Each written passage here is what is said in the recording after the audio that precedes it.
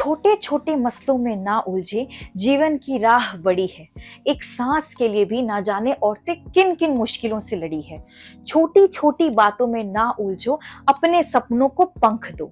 छोड़ो बेकार की बातों को, अब ऊंचे आसमान को रंग दो। ये पंक्तियां हर उस ट्रेडिशन को समर्पित है जो मेंस्ट्रुएशन से रिलेटेड सुपरस्टिशंस क्रिएट करती है। ऐसे सुपरस्टिशंस, ऐसे टैबू जिनकी उत्पत्ति कहां से हुई, जो कब शुरू हुए, किसने लिखी, किसी को नहीं पता, बस हम फॉलो किए जा रहे हैं। ये वीडियो किसी भी धर्म या किसी भी ट्रेडिशन की डिसरिस्पेक्ट नहीं करती। यह सिर्फ यूथ जो क्वेश्चंस रेज करती है उसका आंसर देती है। मेंस्ट्रुएशन से रिलेटेड कई टैबूज हैं, कई सुपरस्टिशंस हैं। जैसे हमें इन दौरान मंदिर में प्रवेश नहीं करना चाहिए, हमें खाना नहीं बनाना चाहिए, किचन में नहीं जाना चाहिए, किसी के साथ बैठकर खाना नहीं खाना चाहिए। इस दौरान हमें अशुद्ध माना जाता है, या हम जब तक शुद्ध नहीं हो जाते, जब तक हम नहा नहीं लेते, तब तक हम किसी और को टच नहीं कर सकते। अपनी जूठी थाली हमें खुद ही धोनी है, अलग से धोनी है, वो किसी और के साथ मिक्स नहीं हो सकती। या ऐसे कई ट्रेडिशंस हैं जो हम आज फॉलो करते हैं, अब भी फॉलो कर रहे हैं। उन सब के पीछे का लॉजिक क्या है? पहली चीज तो ये मेंस्ट्रुएशन से रिलेटेड जितने भी मैं अभी भी इसे सुपरस्टिशंस वर्ड ही यूज करूंगी।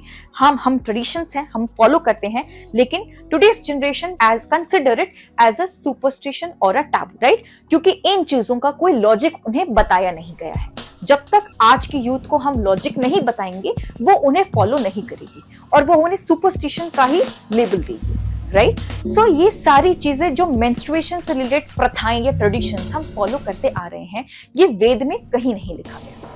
कोई भी वेद इस चीज का उल्लेख नहीं करता कि ये जितने भी चीजें मैंने अभी बताई कि ये नहीं करना चाहिए, ये नहीं करना चाहिए, इन किसी भी चीज का उल्लेख वेद में नहीं किया गया है। ये चीजें इंसानों द्वारा बनाई गई है मनुस्मृति के अंदर।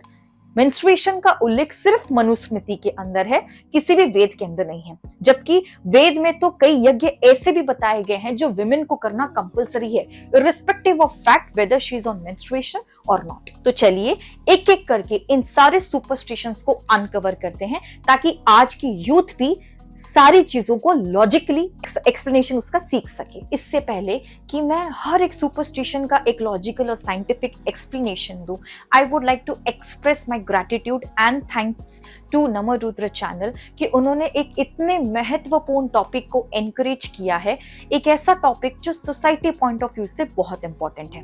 And I truly feel obliged that they have given me an opportunity to come forward and give an answer to the questions of the youth. क्योंकि एक जमाने में मैं भी इस फेज पे थी, मैं भी यूथ थी, और मेरे दिमाग में भी कई क्वेश्चंस आते थे कि ये क्यों होता है। उस समय पर हो सकता है मेरे पास भी हर क्वेश्चन के, हर सुपरस्टिशंस के जवाब नहीं थे।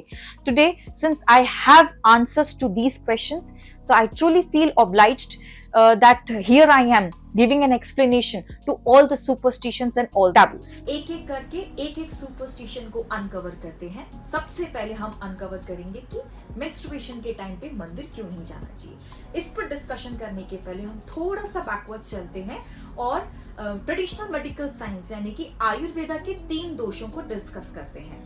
3 दोष अकॉर्डिंग टू आयुर्वेदा, वात, पित्त और कफ।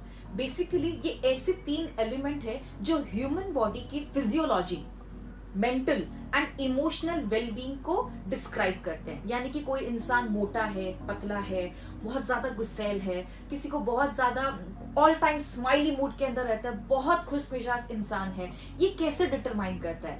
आयुर्वेदा हर इंसान की physiology, mental and emotional wellbeing को 3 दोषों से डिस्क्राइब करता है। Now talking about menstruation, menstruation के टाइम पर जो वात दोष होता है, उसका जो फ्लो होता है वो डाउनवर्ड्स की तरफ होता है। This is the reason why during menstruation lower body pain हमें ज्यादा होती है।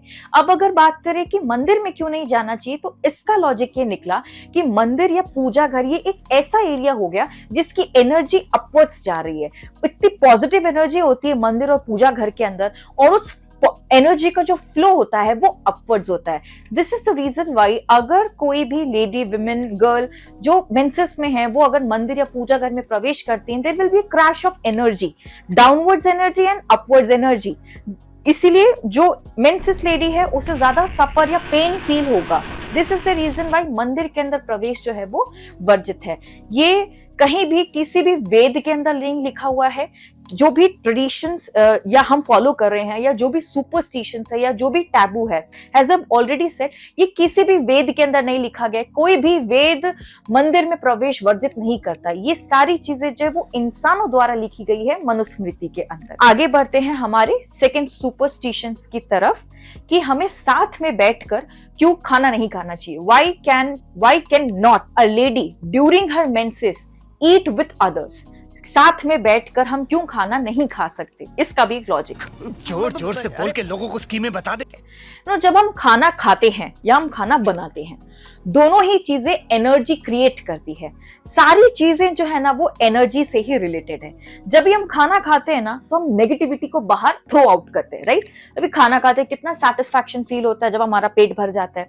तो जब हम खाना खा रहे होते हैं तो इतनी नेगेटिविटी बाहर थ्रो आउट करते हैं। एंड ड्यूरिंग मेंस्ट्रुएशन हमारा जो विमेन का जो एक बोलना चाहिए इम्यूनिटी, वो बहुत वीक होती है एक तरीके से। And we can capture all sorts of energy. It can be a positive energy also, it can be a negative energy also. So menses के टाइम पे सारी तरीके की एनर्जी हम ग्रैब कर सकते हैं। मैं नहीं मानता। This is the reason why हमें साथ में बैठकर खाना नहीं खाना चाहिए, क्योंकि अगर सामने वाला अपनी नेगेटिव एनर्जी को थ्रो कर रहा है तो हम वो नेगेटिविटी अपने अंदर इम्बाइब कर लेंगे। इसी से तीसरा सुपरस्टिशन भी निकलता है कि शाम पड़ने के बाद हमें बाहर नहीं जाना चाहिए। क्यों? अंधेरा होने के बाद मेंसेस के टाइम पे बाहर नहीं जाते या कपड़े बाहर नहीं सुखाते। तो इसका लॉजिक क्या निकला? यही कि शाम के टाइम पर अगर कोई नेगेटिव वाइब्स घूम रही होगी वो भी हम इम्बाइब कर लेंगे अपने अंदर, कैप्चर कर लेंगे। दिस इज वाई शाम के टाइम पर ड्यूरिंग मेंस्ट्रुएशन हमें बाहर नहीं जाना। So we have already covered 3 superstitions. अगला सुपरस्टिशन, अलग कमरे में रहो, इधर मत बैठो, उधर मत बैठो, बेड पर मत बैठो या नीचे बैठो। कितने अलग अलग तरह के रेस्ट्रिक्शंस है ना, यहाँ मत बैठो, वहां मत बैठो, उधर मत बैठो, इधर मत बैठो। ये बड़ी अच्छी बात कही आप। इसका क्या लॉजिक है? सबसे पहले तो अलग कमरे में रहने का हम डिस्कस करते हैं, राइट। अलग रूम में रहने या सेक्लूजन का लॉजिक सिंपल, सबसे सिंपलेस्ट लॉजिक ये था कि पुराने जमाने में सैनिटरी नैपकिन्स नहीं हुआ करती थी एंड जो पहले के लोग थे वो कपड़ा इस्तेमाल करते थे, राइट। सो एक लॉजिक की बात है, कॉमन सेंस की बात है कि हेवी ब्लीडिंग कपड़ा कितना एब्जॉर्ब कर सकता है, right. So for hygiene purpose कहते थे कि सेक्लूडेड रूम के अंदर रहो। So even in case of heavy bleeding there is no problem. अभी के टाइम पे we are using sanitary, right. So leakage का there is no chance as such. That is why एक अलग ही रूम के अंदर रखा करते थे, राइट। अब आगे और पढ़ते हैं थोड़े और कॉमन सेंसेस की तरफ। से पहले देयर सो मच डिस्कम्फर्ट। पहले के टाइम पर फिजिकल एक्टिविटीज भी थोड़ी ज्यादा हुआ करती थी। अभी के टाइम पर हमारे पास अपने काम को आसान करने के लिए बहुत सारे तरीके हैं। नीचे बैठ के पोंछा नहीं लगाना है तो मॉप का इस्तेमाल कर लो, या चॉपिंग वगैरह का कोई काम हो गया तो हमारे पास आजकल चॉपर्स वगैरह आ जाते हैं। अभी मेंबर्स ऑफ द फैमिली में आर ऑल्सो वेरी लेस, तो काम भी थोड़ा सा डिवाइड हो जाता है, कम भी हो जाता है। पहले के टाइम पर फिजिकल वर्क थोड़ा ज्यादा हुआ करता था। पहले के टाइम पर तो लोग गाय, भैंस, बकरी ये भी पालते थे, उनका भी काम काफी बढ़ जाया करता था। ऑलरेडी घर का इतना काम, फिर तबेले वगैरह का इतना काम हो गया। इन सारे काम के बीच के अंदर रिलैक्सेशन देने के लिए औरतों को 3 दिन तक बिना कोई काम आपको नहीं करना है। आप किचन में भी मत काम करो, मंदिर का भी काम मत करो और कोई भी काम मत करो। इससे छुआछूत आ गई कि अब ये भी हाथ मत लगाओ, वो भी हाथ मत लगाओ, यहाँ भी मत जाओ, वहां भी मत जाओ। ये बेसिकली औरतों ये भगवान क्या जुल्म है। को थोड़ा कंफर्ट प्रोवाइड करने के लिए था कि आप 3 दिन तक सिर्फ अपने बॉडी को ध्यान दो और किसी भी चीज, बिकॉज ये 3 दिन आपके लिए, इट्स अ डिटॉक्स वीकेंड। 3 दिन या पहले के टाइम पे 5 to 7 days is also very common. ये कुछ समय ऐसा है जिसमें आप सिर्फ अपनी बॉडी की तरफ ध्यान दो, अदरवाइज जो डिटॉक्स प्रोसेस आपका चल रहा है वो भी थोड़ा सा डिसबैलेंस हो जाएगा। सो सेक्लूजन का एक लॉजिक आपको कंफर्ट पहुंचाना, दूसरा लॉजिक पुराने जमाने में सैनिटरी नैपकिन्स नहीं हुआ करते थे, तीसरा लॉजिक थोड़ी बहुत मेन सेंसिटिविटी क्रिएट करने के लिए था। पुराने जमाने में जो हस्बैंड्स हुआ करते थे वो बाहर गांव कमाने के लिए जाते थे। So when they used to come home एंड जब पता चलता था कि घर आके कि भाई अलग सा ये कमरा है जहां पर उनकी वाइफ्स वगैरह है, तो एक थोड़ी सेंसिटिविटी क्रिएट करने के लिए कि चलो ठीक है, this is her crucial time, so let us not disturb her and take her complete rest. तो इसीलिए सेक्लूजन हट्स का कॉन्सेप्ट लाया गया। नेक्स्ट सुपरस्टिशन की तरफ हम बढ़ते हैं कि पहले के टाइम पे तो ऐसा था कि नहाना ही नहीं चाहिए, तो सांस तो लेने देवे। कंप्लीट मत नहाओ, या नहा भी रहे हो तो भाई अब 3 दिन के अंदर अपने बाल धो। या ये हेड का कॉन्सेप्ट कहां से आया कि जब तक आप अपने बाल नहीं धो लेते तब तक आप शुद्ध नहीं हो। So you can not enter into the kitchen जब तक आपने अपना हेड वॉश नहीं करके रखा, हेड टू टो तक आपने नहा नहीं लिए हो आप। तो हेड टू टो का कॉन्सेप्ट ये कि पहले तो 3 दिन तक आपको नहाना ही नहीं। दूर से, वहीं से, दूर से, दूर से। पानी से बच के रहना, खतरा है तुम्हें पानी से, ठीक है? पानी से बच के रहो। जाओ, धन्यवाद। जाओ जाओ जाओ।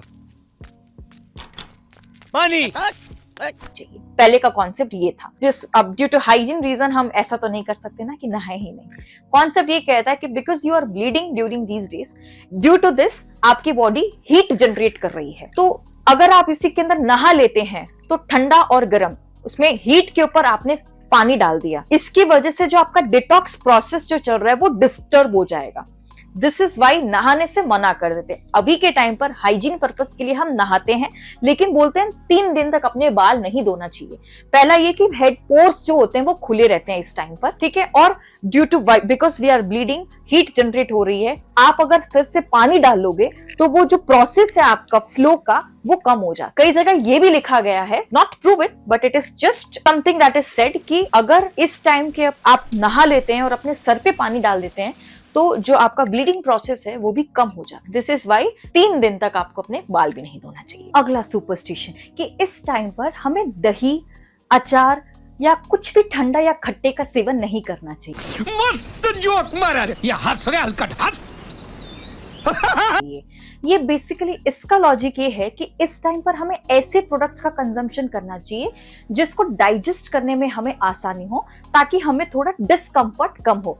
ऑलरेडी इस टाइम पर इतना डिस्कंफर्ट रहता है, तो फूड आइटम्स ऐसे लो जिसको पचाने में हमें आसानी हो या जो अलग प्रॉब्लम्स ना क्रिएट करके दे। और नेक्स्ट सुपरस्टिशन ये आता है कि हमें इस टाइम पर पेड़ पौधों को टच नहीं करना चाहिए, उससे वो मर जाते। क्या बोला तूने?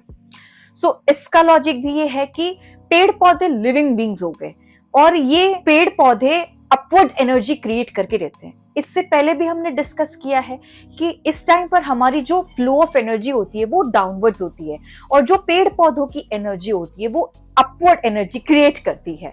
सो क्रैश ऑफ एनर्जी के कारण for our safety, so that we don't feel discomfort जब हम पेड़ पौधों के आसपास हो, इसीलिए मना किया गया कि हमें पेड़ पौधों के आसपास नहीं घूमना चाहिए। इसके अलावा और कोई लॉजिक है कि हमारी छाया पड़ने से पेड़ मर जाएंगे, पौधे मर जाएंगे। और कई जगह पर ये भी मान्यताएं हैं कि ड्यूरिंग मेंस्ट्रुएशन हमें ये जहां अचार बन रहा है वहां नहीं आना चाहिए, अचार को टच नहीं करना चाहिए। कंजम्पशन पर yes, there is a reason, there is a scientific और there is a health benefit कि कंज्यूम करने से अचार को हमें डिस्कम्फर्ट होगा, खटाई है उसमें बहुत ज्यादा, इसीलिए। अदर देन दैट उस एरिया को क्रॉस करने से या जो पोटैटो चिप्स बना रहे हैं, पापड़ बना रहे हैं, खिचिया बना रहे हैं, उन एरियाज पर अगर आप चले जाओगे आपकी छाया पड़ने से वो खराब हो जाएंगे, इसका कोई लॉजिक नहीं है। अगर आपको अचार वगैरह इतना बहुत ज्यादा प्रिजर्व कर अच्छे से करके चलेंगे आप उसे, तो वो साल भर चल जाएगा। अदर देन दैट ये छाया वाला तो कोई लॉजिक। ऐसी अनगिनत मान्यताएं हैं, अनगिनत सुपरस्टिशंस है जिसका कोई एंड नहीं है। भारत के अलग अलग कोने में अलग अलग जगह पर अलग अलग मान्यताएं, अलग अलग ट्रेडिशंस आज भी फॉलो हो रही है and I respect all those traditions. बस हर ट्रेडिशन के पीछे कुछ लॉजिक और कुछ साइंस छुपा होता है जिसे इस वीडियो में अनकवर। काम जिंदगी भर रहेगा, कभी खत्म नहीं होगा। बस इन ट्रेडिशंस के बहाने आप अपने शरीर पर ध्यान दीजिए, आप वो कीजिए जो आपको पसंद है। अपनी बॉडी के सिग्नल्स को समझिए, उन्हें पहचानिए, नहीं तो मूड स्विंग्स, क्रैंकीनेस, तब छोटी छोटी चीज पर हेडेक हो जाना या बहुत जल्दी बीमार पड़ जाना, ये आम बातें हैं और ये तब होती है जब आप खुद पर ध्यान नहीं देते हैं। एक इंटरेस्टिंग कॉन्सेप्ट को समझें। पहले के टाइम पर ना विमेन साइकिल यानी menstruation cycle were influenced by moonlight. अभी के टाइम पर क्योंकि हमारी लाइफस्टाइल चेंज हो चुकी है, वो कॉन्सेप्ट अभी काम नहीं करता, लेकिन पहले के टाइम पर साइकिल्स बहुत प्रिडिक्टेबल होते थे।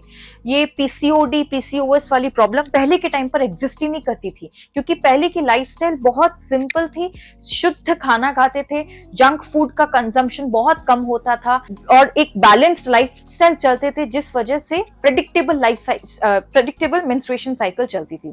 टू अंडरस्टैंड 28 डेज साइकिल हम कहते हैं, so let us divide into 28 days का cycle into 4 weeks, right. 7 days का 4 वीक हम करते हैं। सबसे first day of bleeding, that means consider it as Purnima यानी कि new moon. So it's your first day of your cycle ना। First day है तो already body has started its cleansing और डिटॉक्स वाला प्रोसेस। अगर हम मेडिकल टर्म्स में बात करें तो इस टाइम पर estrogen level is very high, right. We are already bleeding and via this body का बायोलॉजिकल क्लीनिंग चल रही है।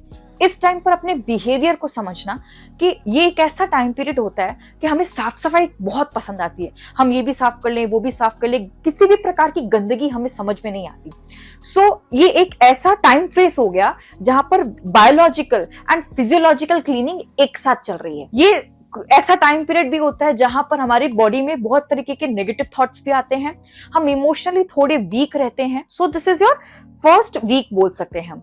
If I talk about the second week, इसको हम बोलते हैं प्री ओव्यूलेशन। ये एक ऐसा टाइम पीरियड होता है जहां हम बहुत ही एनर्जेटिक रहते हैं, बहुत एंथुजियास्टिक रहते हैं, कोई भी नया काम हम इस टाइम पे स्टार्ट करते हैं और हमारी बॉडी ऑटोमेटिकली हमें सिग्नल देती है ये काम मैं और नया चालू कर लेती हूँ या ये नया एक्टिविटी और कर लेते हैं। ये सेकेंड फेज हो गया। फिर टॉक अबाउट थर्ड वीक। ये थर्ड वीक ऐसा होता है जिसमें we find ourselves physically more attractive, तैयार होने का मन करता है या I find I am glowing, ऐसा टाइम पीरियड होता है, राइट। एंड फोर्थ वीक जो होता है ये एक ऐसा वीक होता है जहां पर हमारी न्यू साइकिल जो है it's about to start.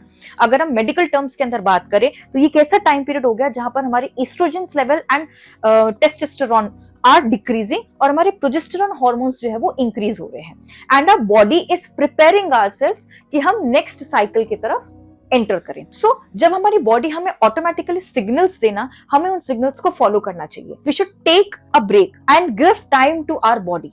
If we don't slow down, so हमारी बॉडी जो है ना वो रिवर्स इफेक्ट देना स्टार्ट कर देगी, राइट। जो अच्छी चीजें हमारी बॉडी में चल रही है ना वो ऑटोमेटिकली नेगेटिव में टर्न किया गया है। Concluding, to all the women, to all the girls, to all the ladies, menstruation is very common. It is not a problem. It is very common. एक ऐसी प्रक्रिया है जिससे आप हेल्दी रहते हैं। So ये इन टाइम पीरियड पर ट्रेडिशंस के बहाने ही सही, इन सुपरस्टिशंस के बहाने ही सही, अपने आप को समय दीजिए, अपनी बॉडी के सिग्नल्स को सुनिए, उन्हें महसूस कीजिए। Give time to yourself and your body. तो स्वस्थ रहिए, खुश रहिए और छोटी छोटी बातों पर ध्यान न दीजिए। नमस्ते।